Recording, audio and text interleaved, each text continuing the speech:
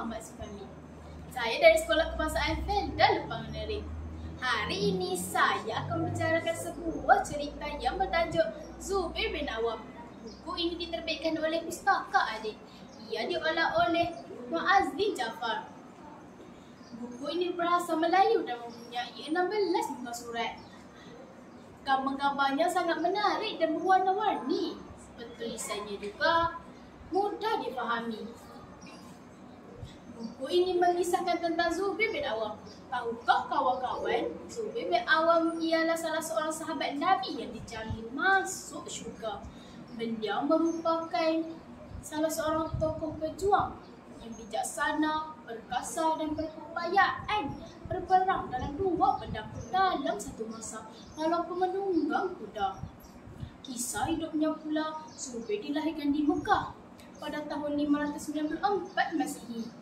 Zubair berasal dari Bani Asad. Ia merupakan anak kepada Awam ibnu Walid dan Safiyah binti Abdul Muttalib. Zubair memeluk Islam ketika berumur 16 tahun. Semasa beliau memeluk Islam, diceritakan bahawa bapa saudaranya pernah menghukum beliau dengan membalutnya di dalam tikar, lalu kakinya digantung di atas, manakala kepalanya pula ada api yang membara. Bapa saudaranya kembali memaksanya menyembah berhala. Tetapi walaupun disiksa berkali-kali, Zubair tetap menegaskan bahawa saya tidak akan kafir kembali. Menarik kan cerita ini kawan-kawan?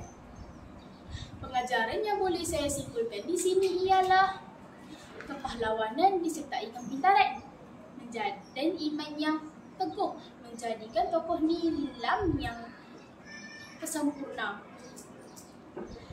Baiklah kawan-kawan, itu sahaja yang ingin saya kongsikan pada hari ini. Terima kasih kerana mendengar. Bye-bye.